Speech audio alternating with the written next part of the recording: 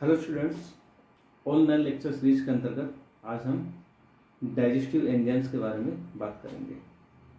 Digestive enzymes यानी पोषक पदार्थों को जो अपघटन करने वाले जो एंजाइम्स है, उनके स्टडी के पहले हमने पोषक पदार्थों के बारे में बात की थी।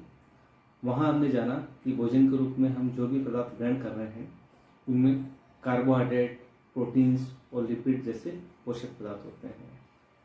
इन पोषक पदार्थों को जब हम ग्रहण करते हैं तो आहार नाल में कुछ पदार्थ ऐसे होते हैं जो इनके जल अपघटन का उत्प्रेरण करते हैं, यानी वो इनके जल अपघटन में योगदान करते हैं और जल अपघटन की गति को, रेट को बढ़ाते हैं, जिसके फलस्वरूप जो कार्बोहाइड्रेट और प्रोटीन्स और लिपिड्स हम ले रहे हैं भोजन के रूप में, वो छोटे पदार्थों में ब्रेक डाउन हो जाते हैं, टूट जाते हैं, जिनका कि आसानी से एलिमेंट्री कैनाल या इंटेस्टाइन के द्वारा एब्जॉर्प्शन यानी अवशोषण हो जाता है। जितने भी डाइजेस्टिव एंजाइम्स एलिमेंट्री कैनाल में पोषक पदार्थों को ब्रेक डाउन करते हैं, तो जिन पदार्थों को वो तोड़ते हैं यानी छोटे पदार्थों में कन्वर्ट करते हैं, उन पदार्थों के आधार पर इन एंजाइम्स को मेनली 4 कैटेगरीज में डिवाइड किया जाता है। पहली कैटेगरी है कार्बोहाइड्रेजेस। इस ग्रुप में वो एंजाइम्स आते हैं जो कार्बोहाइड्रेट्स को ब्रेक डाउन करते हैं। सेकंड प्रकार है वो है प्रोटीनेजेस। प्रोटीनेजेस वो एंजाइम होते हैं जो कि प्रोटीन्स का जल अपघटन करते हैं। देन थर्ड कैटेगरी है वो है लाइपेजेस। लाइपेजेस में उन सारे एंजाइम्स को रखा जाता है जो कि वसाओं के जल अपघटन से संबंधित होते हैं। Then comes nucleases. न्यूक्लियसेस में वो एंजाइम है जो कि न्यूक्लिक एसिड्स यानी डीएनए और आरएनए के ब्रेकडाउन या डाइजेशन से संबंधित होते हैं। हम सबसे पहले बात करते हैं कार्बोहाइड्रेजेस। कार्बोहाइड्रेजेस के बारे में जैसा अभी मैंने बताया कि इस समूह में वो सारे एंजाइम्स हैं जो कि कार्बोहाइड्रेट्स को ब्रेक डाउन करते हैं, उनको सरल अणुओं में तोड़ते हैं। अब इसमें प्रकार कौन कौन से कार्बोहाइड्रेट्स की उसकी बात करें तो मेनली 2 प्रकार के कार्बोहाइड्रेट्स होते हैं, या हम कह सकते हैं कि जो कार्बोहाइड्रेट्स है उनको हम 2 सब कैटेगरीज में डिवाइड कर सकते हैं। फर्स्ट है पॉलीसैकेराइडेजेस। पॉलीसैकेराइडेजेस को एमाइलेज भी कहा जाता है। एमाइलेज या पॉलीसैकेराइडेजेस वो एंजाइम होते हैं जो कि पॉलीसैकेराइड्स को डाइसैकेराइड में कन्वर्ट करने वाली रिएक्शन में कैटलिस्ट के रूप में कार्य करते हैं। भोजन के रूप में हम मेनली कार्बोहाइड्रेट की बात करें तो स्टार्च ग्रहण करते हैं, और पॉलीसैकेराइडेजेस या एमाइलेजेस स्टार्च को माल्टोज में कन्वर्ट कर देते हैं। जो माल्टोज होता है वो है डाइसैकेराइड और पॉलीसैकेराइड है स्टार्च। तो स्टार्च से माल्टोज में यानी डाइसैकेराइड में कन्वर्ट करने का काम करते हैं एमाइलेजेस। उसके बाद सेकंड कैटेगरी है कार्बोहाइड्रेजेस की, वो है डाइसैकेराइडेजेस। डाइसैकेराइडेजेस वो एंजाइम्स है जो कि डाइसैकेराइड्स को मोनोसैकेराइड्स में कन्वर्ट करते हैं। जब हमने पोषक पदार्थों के अंतर्गत कार्बोहाइड्रेट्स की बात की तब मैंने बताया था कि डाइसैकेराइड्स क्या है। डाइसैकेराइड्स का निर्माण 2 मोनोसैकेराइड्स के अणुओं से होता है। तो इसी आधार पे यानी एंजाइम्स किस डाइसैकेराइड्स पे रिएक्शन कर रहा है, उसी आधार पर ये एंजाइम्स भी अलग अलग प्रकार के होते हैं। फॉर एग्जाम्पल माल्टेज जो डाइसैकेराइडेज एंजाइम है वो माल्टोज को ग्लूकोज में कन्वर्ट करने का कार्य करता है। अभी मैं पॉलीसैकेराइड की बात कर रहा था तब मैंने बताया था कि स्टार्च को ये एमाइलेज होता है वो डाइसैकेराइड में कन्वर्ट करता है, और स्टार्च बना होता है ग्लूकोज से। और जो जिस डाइसैकेराइड में स्टार्च कन्वर्ट हो रहा है उसको बोलते हैं माल्टोज। तो माल्टेज जो डाइसैकेराइड एंजाइम है वो माल्टोज को ग्लूकोज में ब्रेक डाउन कर देता है। यानी जो मोनोसेक्राइड है उसी फॉर्म में आ जाता है पदार्थ। दूसरा एग्जाम्पल है डाइसेक्राइडेज का, वो है सुक्रेज। सुक्रेज एक्शन करता है सुक्रोज पर। सुक्रोज भी एक डाइसेक्राइड पदार्थ है जिसका निर्माण एक ग्लूकोज के मॉलिक्यूल और एक फ्रक्टोज के मॉलिक्यूल से होता है। जब सुक्रेज इसके ऊपर एक्शन करता है तो ये पुनः ग्लूकोज और फ्रक्टोज में कन्वर्ट हो जाते हैं। तीसरा एग्जाम्पल है डाइसेक्राइडेज का, वो है लैक्टेज। लैक्टेज का निर्माण होता है एक अणु ग्लूकोज और एक अणु गैलेक्टोज से। जब लैक्टेज एंजाइम लैक्टोज पे एक्शन करता है तो ये पुनः इनको गैलेक्टोज और ग्लूकोज के मॉलिक्यूल में ब्रेक डाउन कर देता है।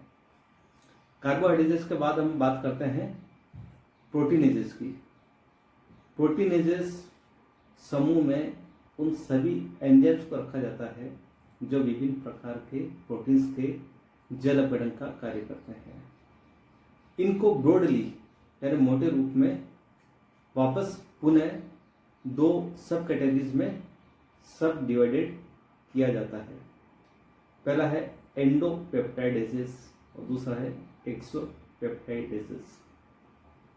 एंडोपेप्टाइडेजेस वो प्रोटीनेजेस एंजाइम है जो कि बड़े प्रोटीन मॉलिक्यूल्स के बीच में जो पेप्टाइड बॉन्ड्स होते हैं उन पर एक्शन करते हैं और उनको तोड़ते हैं, जिसके फलस्वरूप बड़े जो प्रोटीन्स होते हैं वो पॉलीपेप्टाइड चेनों में टूट जाते हैं। इनके एग्जाम्पल है ट्रिप्सिन, काइमोट्रिप्सिन, रेनिन और पेप्सिन। पेप्सिन और रेनिन इनका सिक्रेशन होता है स्टमक से यानी आमाशय से, और पेप्सिन सीक्रेट होता है पेप्सिनोजन के फॉर्म में।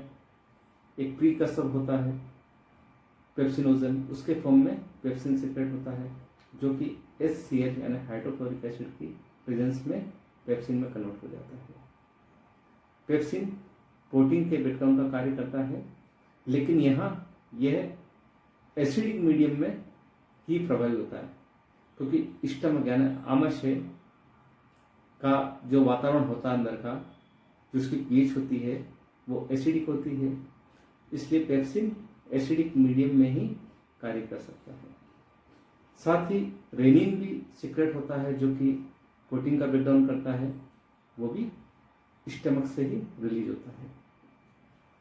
उसके बाद दो और एंडोपेप्टाइडेजेस है, ट्रिप्सिन और काइमोट्रिप्सिन। इनका सिक्रेशन पैंक्रियाटिक जूस के द्वारा होता है और ये ड्यूडेनम में यानी ग्रहिणी में अपना एक्शन करते हैं। जो प्रोटीन्स पदार्थ है उनके ऊपर ये एक्शन करते हैं और इनको आगे छोटे छोटे मॉलिक्यूल में ब्रेक डाउन करते हैं। ट्रिप्सिन और काइमोट्रिप्सिन पेप्सिन के समान एसिडिक मीडियम में कार्य नहीं करते। ये एक्शन कर सकते हैं केवल क्षारीय माध्यम में, यानी जिस माध्यम में ये क्रिया करते हैं उस माध्यम का pH 7 से ज़्यादा होना आवश्यक है। उसके बाद हम बात करते हैं दूसरी सब कैटेगरी प्रोटीनेजेस की, और वो है एक्सोपेप्टाइडेजेस। एक्सोपेप्टाइडेजेस समूह में वो सभी प्रोटीनेजेस एंजाइम रखे जाते हैं, यानी जो एंजाइम प्रोटीन को ब्रेक डाउन करते हैं उन ऐसे प्रोटीनेजेस एंजाइम को रखा जाता है जो कि पॉलीपेप्टाइड चेन के सिरे से एमिनो एसिड को रिलीज करने का कार्य करते हैं, मुक्त करने का कार्य करते हैं। और ये किस सिरे पर कार्य कर रहे हैं, क्योंकि हमने देखा कि एमिनो एसिड में दो समूह होते हैं, तो एमिनो समूह होता है और एक COOH यानी कार्बोक्सिल समूह होता है। इसी आधार पर जो पॉलीपेप्टाइड चेन होती है उसका भी एक सिरा एमिनो सिरा कहलाता है, जिधर की फ्री NH2 समूह होता है, और दूसरा समूह कहलाता है कार्बोक्सिल समूह, जिधर की फ्री COOH समूह होता है। तो ये एक्सोपेप्टाइडेज किस सिरे पर कार्य कर रहे हैं, उसके आधार पर ये आगे फिर सब डिवाइडेड होते हैं, उपविभाजित होते हैं। पहला प्रकार है कार्बोक्सी पेप्टाइडेज, दूसरा है एमिनो पेप्टाइडेजेस और तीसरा है डाई पेप्टाइडेज। कार्बोक्सी पेप्टाइडेज वो एंजाइम है जो कि पॉलीपेप्टाइड श्रृंखला के कार्बोक्सिल सिरे वाले एमिनो एसिड के पास जो पेप्टाइड बॉन्ड होता है उसको ब्रेक करते हैं, उसको तोड़ते हैं, यानी ये कार्बोक्सिल सिरे से अमीनो एसिड को मुक्त करते हैं। दूसरा जो एमिनो पेप्टाइडेज होता है वो दूसरे सिरे यानी एमिनो ग्रुप वाला जो सिरा है उधर से पेप्टाइड बॉन्ड को ब्रेक करके एमिनो एसिड को रिलीज करता है, मुक्त करता है।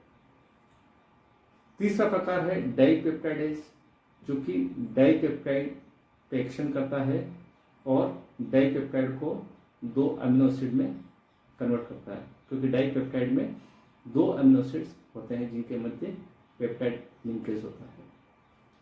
तो ये प्रोटीनेजेस के बाद हम बात करते हैं, तीसरा ग्रुप है एंजाइम्स का लाइपेजेस।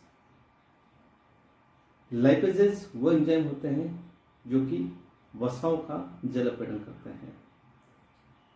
हमने जब वसाओं के बारे में पढ़ा तब देखा कि जो उदासीन वसाएं होती है उनका निर्माण एक अणु ग्लिसरॉल से और 3 अणु फैटी एसिड से होता है, जिनको कि ट्राइग्लिसराइड कहा जाता है। लाइपेजेस एंजाइम इन ट्राइग्लिसराइड पे जो एस्टर लिंकेज होते हैं उनको तोड़ने का कार्य करते हैं, जिसके फलस्वरूप ग्लिसरॉल से amino acids fatty acids release होते हैं, वसा अम्ल रिलीज होते हैं। जब एक वसा अम्ल रिलीज होता है तो उसको डाइग्लिसराइड बोलते हैं, जब दो मुक्त हो जाते हैं तो मोनोग्लिसराइड बोलते हैं। तो इस प्रकार लाइपेजेस वसाओं का जल अपीड़न करते हैं। उसके बाद चौथा प्रकार है वह है न्यूक्लियसेस। न्यूक्लियसेस एंजाइम यह न्यूक्लिक एसिड्स को ब्रेक डाउन करते हैं। न्यूक्लिक एसिड क्या है? डीएनए और आरएनए। डीएनए और आरएनए का निर्माण न्यूक्लियोटाइड्स और न्यूक्लियोसाइड्स होता है। ये इसी आधार पर न्यूक्लियोजेज भी दो प्रकार के होते हैं, न्यूक्लियोटाइडेज और न्यूक्लियोसाइडेज। न्यूक्लियोटाइडेज होते हैं वो न्यूक्लियोटाइड्स पे एक्शन करते हैं। न्यूक्लियोटाइड्स क्या होते हैं? इनका निर्माण होता है न्यूक्लियोसाइड प्लस फॉस्फेट से। तो जब न्यूक्लियोटाइडेज एक्शन करेगा तो वो न्यूक्लियोटाइड को न्यूक्लियोसाइड में प्लस फॉस्फेट में कन्वर्ट कर देगा। दूसरा प्रकार का जो न्यूक्लियस एंजाइम है वो है न्यूक्लियोसाइडेज। न्यूक्लियोसाइडेज एंजाइम ये न्यूक्लियोसाइड को शुगर में और बेस में कन्वर्ट कर देते हैं।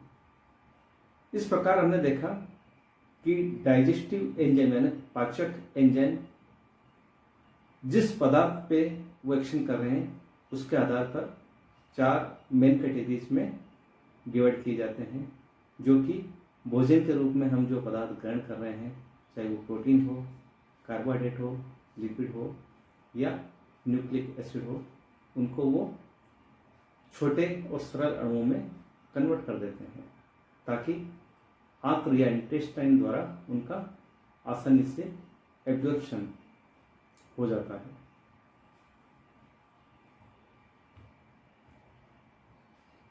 Thank you.